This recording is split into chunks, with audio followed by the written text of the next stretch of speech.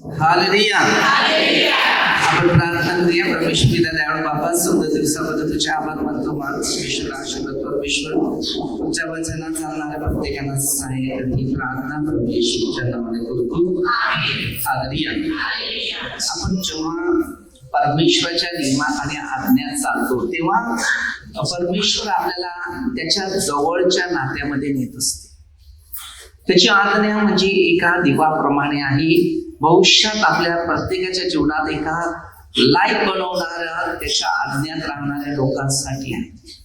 तर आपण उत्पत्ती 3 अध्याय 1 पासून आपण वचन घेऊया की परमेश्वराने एक सुंदर यादीन बाग ठेवलेला होता आणि या बागामध्ये एक राखण करणारा एक व्यक्ती होता. तो म्हणजे या जगाचा पहिला पुरुष.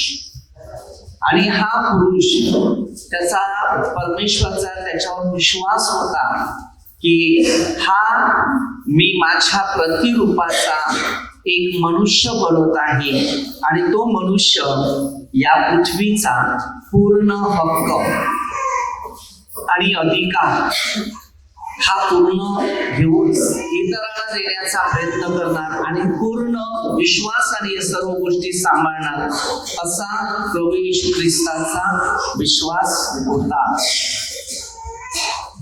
उत्पत्ती 3 वर्षे परमेश्वर देवाने केलेल्या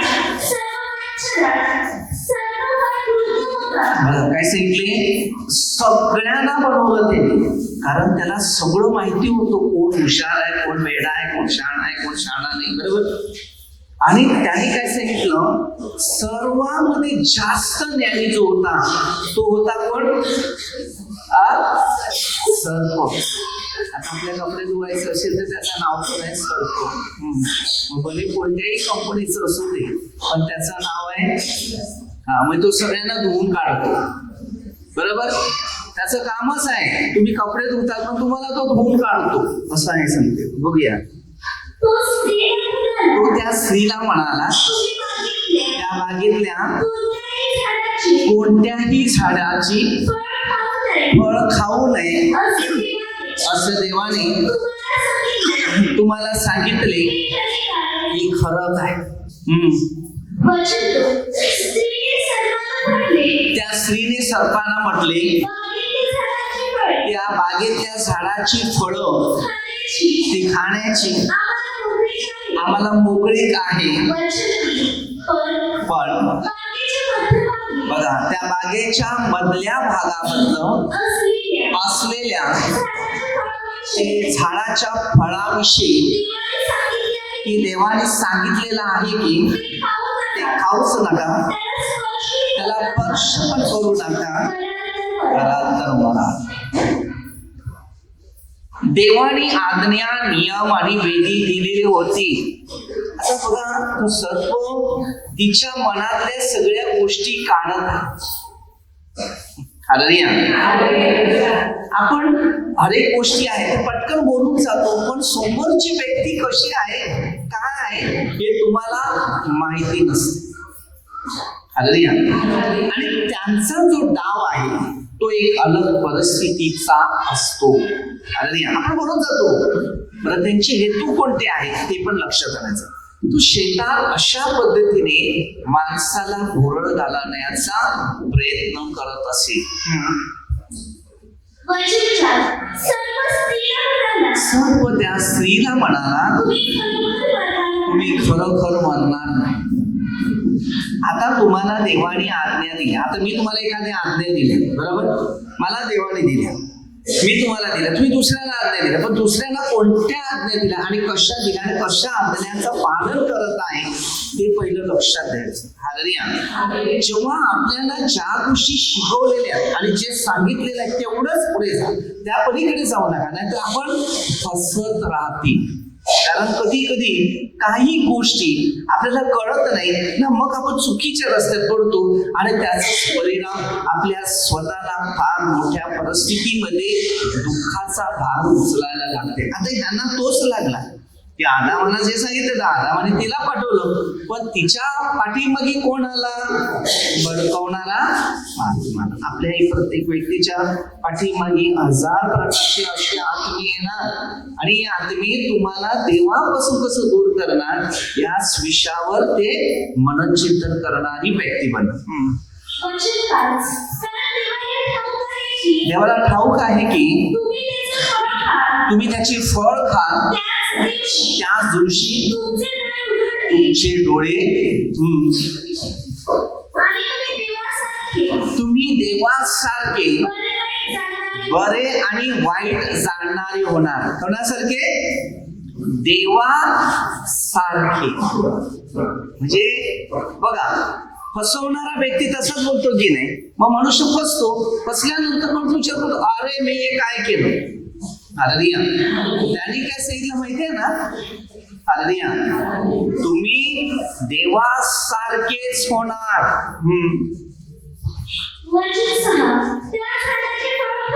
त्या झाडाचं फळ खायला ते चांगलं, किती दिसायला सुंदर आहे,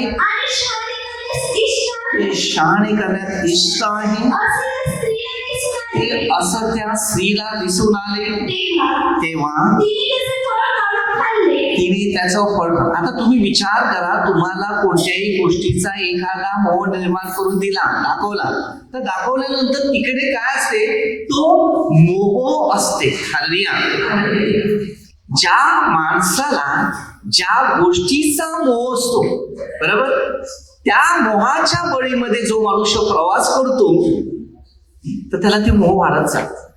पण जेव्हा तो तिकडे राहतो, त्या वातावरणात राहतो, तेव्हा त्याला आवडत असं असतं. हालेलुया.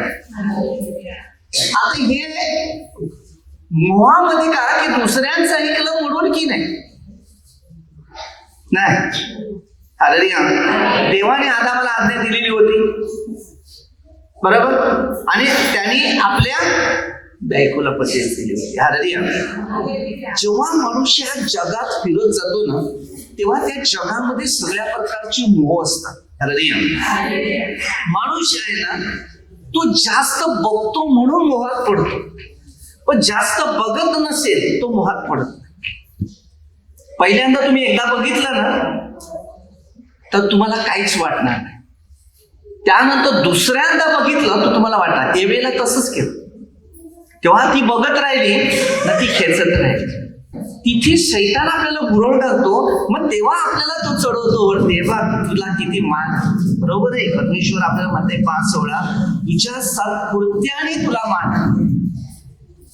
आपल्याला परमेश्वरी बनवल्यानंतर ना त्या फक्त परमेश्वराच्या इच्छेवरच अवलंबून राहायचं आणि परमेश्वराचेच गौरव करायचं. कारण आपण पापी आहोत. तो आपल्या सगळ्यांना बोलत, मी त्यांची निंदा की नफरत किंवा द्वेष नाही करत. आपल्याला तो फसविते, मग त्याच्यानंतर तो आपल्या प्रत्येकाला शिकवण्याचा प्रयत्न करत असतो. हे बघा, तुम्ही जेवढे पवित्र बनायला लागले ना तर लोक तुमची निंदा करतात. बस जास्त संत होऊ नका. हा प्रश्न येतो, मला माहिती आहे, समजलं ना? परंतु आपण आध्यात्मिक शिक्षणानुसार यावर लक्ष द्या की हे लोक कसे फसले. आपण फसतो कुठे माहिती आहे? जेव्हा बघा याकूब 4:4 सांगितले, जगाची मैत्री देवाबरोबर वैर आहे. जगाची म्हणजे हे जेवढं जगाच्या बाबतीत तुमची विचारधारा जर असते तर देवाला ते आवडत नाही. देवाचं वचन कसं आहे माहितीये का? देवाचं वचन आहे. हालेलुया. लूक 8 मध्ये 11 वचनापासून सुरुवात आहे. देवाचं वचन आहे. हे वचन रुजवण्यासारखं आहे. रुजवल्यानंतर लोकांच्या जीवनाची घडण जी आहे ती एक प्रगतीचं चिन्ह आहे. एक माझा मित्र भेटला, त्याला मी एक सांगत होतो की शेवट आपला तिकडेच आहे. तू कोण आहे हा विचार करू नका. तू आणि मी त्याचाच आहे, पण आपले निर्णय जे आहेत ते त्याच्या इच्छेने चालणं आपल्याला गरजेचं आहे. समजलं? पण आपली जिंदगी बघ, आता तुला वाटत असेल तुझा मुलगा बापाला बघण्यासाठी काहीतरी केलं पाहिजे, पोरांना काहीतरी करून ठेवलं पाहिजे, मग पोराने नंतर मला बघितलं पाहिजे, असं वाटतंय की नाही? नाही हा, तर त्याला सांगितलं अरे तुला असं वाटते तर त्याला पण वाटते की तू पृथ्वीवर फक्त धन संपत्तीने पैसा जमा केला, पण माझं जे काम आणि माझं जे कार्य होतं की इतराला सांगण्याचं, ते तू काय सांगितलं नाही, तर तिकडे आपण कसे जाणार? तर आपल्या सगळ्यांचं एक कर्तव्य आहे की आपण परमेश्वराच्या इच्छेवर लक्ष देऊन आणि मी परमेश्वराचा काहीतरी गौरव केला, भले गोरगरिबांना खायला घाल किंवा कोणाच्या बाबतीत तरी चांगल्या दृष्टीने बोलायचा प्रयत्न कर. आपला विचार फक्त चांगलं कृत्यावरच द्यायचं की मला काहीतरी चांगलं करायचं आहे. आज तुम्ही विचार करा, पेत्राचे दुसरे पत्र 3:9, कोणाचा नाश व्हावा अशी देवाची इच्छा नाही, तर सर्वांनी पश्चाताप करावा हीच देवाची इच्छा. आपल्या सगळ्यांचं चांगलं व्हावं असं वाटते, पण तसं जर आपण चांगल्या परिस्थितीत जर प्रवास करत नसेल तर आपलं चांगलं होणार नाही. सूत्रशीत मध्ये 7:15 दुसऱ्यांना खड्डा खोदता खोदता स्वतः खड्ड्यात पड. दुसऱ्यांना खड्ड्यात पाडायचा प्रयत्न करायचा नाही. आणि जर त्या खड्ड्यात पाडायचा प्रयत्न केला तर आपल्याला उचलण्याचा प्रयत्न करण्यासाठी कोणताच माणूस उभे नाही. आता या आदामाच्या जीवनामध्ये बघा, प्रत्येक माणसाच्या पाठीमागे शैतान आहे. तो प्रत्येकाला काही ना काही सतावाचं काम करतो, त्याचं कामच ते आहे.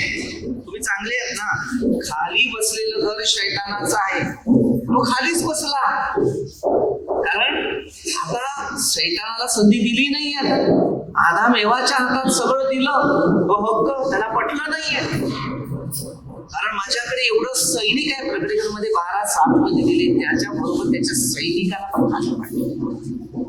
त्याच्यानंतर आता 17 पर्यंत वचन आहे, जी आध्यात्मिक शिक्षणावर जो आचार आणि विचार करत असतो तो पुढे जातो. परमेश्वराने त्याला हक्क दिलेला होता. मग आपल्या सगळ्यांना हक्क आहे, तुमच्या प्रत्येकाला देवाने हक्क दिलाय. आणि ज्या वेळेला योहान 6:44 परमेश्वरची इच्छा आकर्षिल्याशिवाय कोणी तिच्याकडे जाऊ शकत नाही. आपलं लाईफ कुठे आहे? परमेश्वरच्या जवळ आहे का माझ्या देहाच्या जवळच बसले?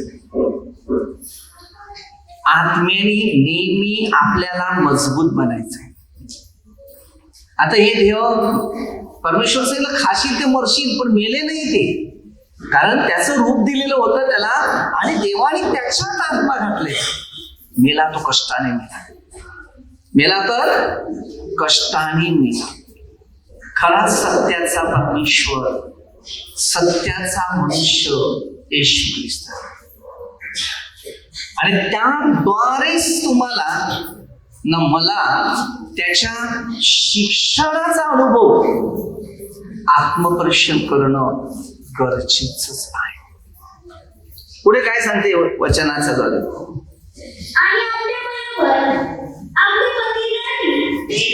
त्यासाठी आपल्या बरोबर आपल्या पतीला पण दिले.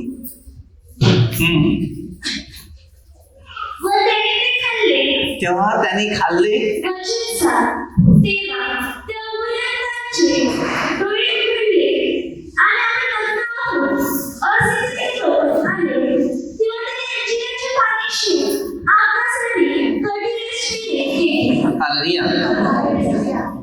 मनुष्य प्रत्येक मनुष्य इज्जतीलाच आवडतो, बरोबर? हालेलुया. पण आध्यात्मिक शिक्षणावर जो लक्ष देतो तेव्हा त्याला इज्जतीचं जाणीव होते की काय. हे बघा, जेवढे माणसं येशूच्या आज्ञानुसार चालतात आणि जेवढं कार्य करतात त्याला सताव असतो. का? कारण मध्ये 16:24 मध्ये प्रभू येशूने पहिल्यांदा शिष्याला एक वार्निंग दिली, जर माझ्या मागे यायचं असेल तर स्वतःचे विचार कर, दुसऱ्यांचे विचार करायला नको जाऊ. जर स्वतःचे विचार करायचे असेल ते करणं पुढे जा, मग मी बघेल काय करायचं. जो मनुष्य परमेश्वराचं काम करतो तो भविष्यात कधी निराश नसतो, पण जो मनुष्य परमेश्वराचं काम करत नाही तो हमेशा निराश असतो, चिंता करतो, टेन्शन आणि मानसिक तणाव.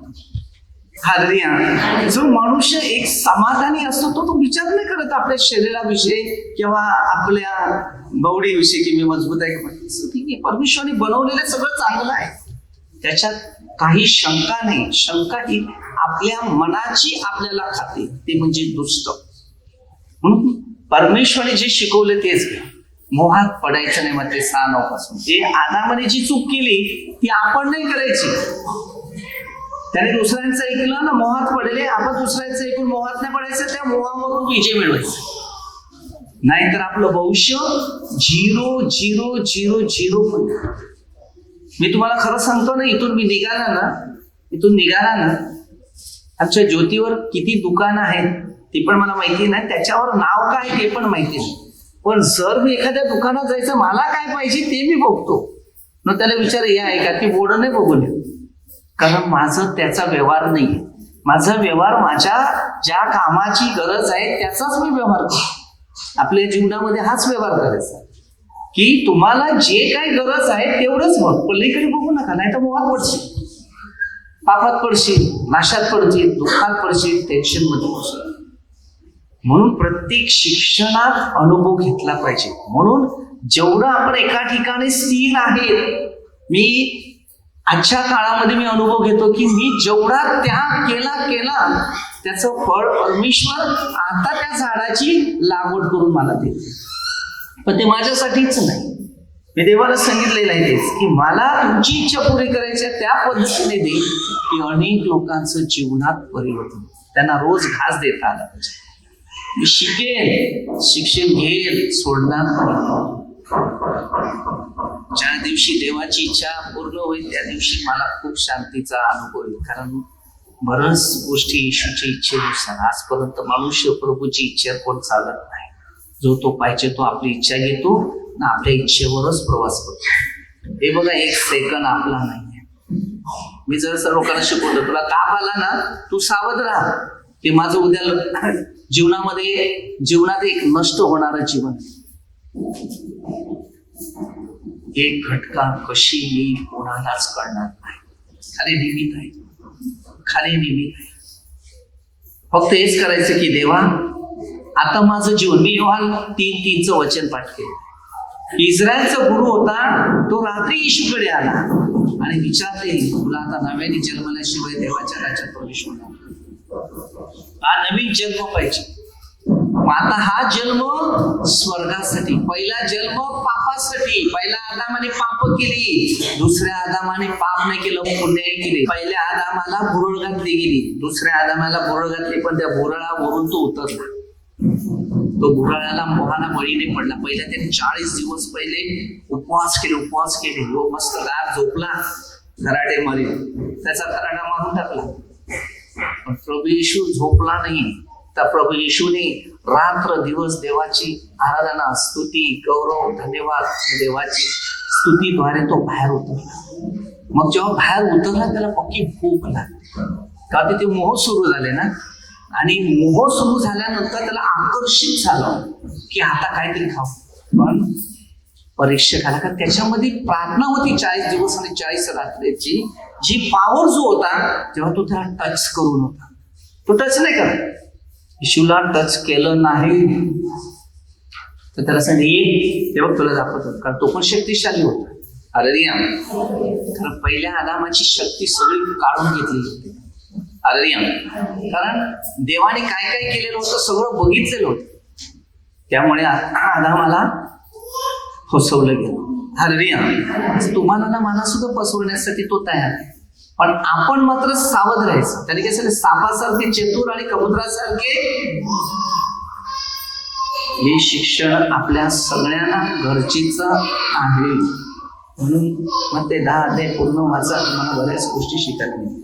तर आता सोडून तो विषय घ्या. आता आपल्याला परमेश्वरी दिलेल्या मार्गानुसार त्या वचनानुसार कसं जीवन जगता यावं यावर लक्ष द्या आणि परमेश्वराच्या उपस्थितीचा अनुभव घ्या.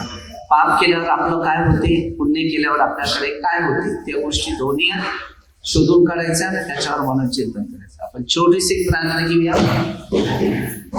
परमेश्वर पिता दयाळू बाबा, सुंदर दिवसाबद्दल तुझे आभार मानतो. महान परमेश्वर, आशीर्वाद परमेश्वर, सर्व मंदिर लोकांना सर्व पोलीस प्रभूचा आशीर्वाद. आमची इच्छा नाही तर तुमची इच्छेप्रमाणे आमचं जीवन असावं, आमचा आत्मा शरीर प्रभू तुझी इच्छेप्रमाणे घडू दे. ही प्रार्थना प्रभू येशूच्या नावाने करतो. हालेलुया.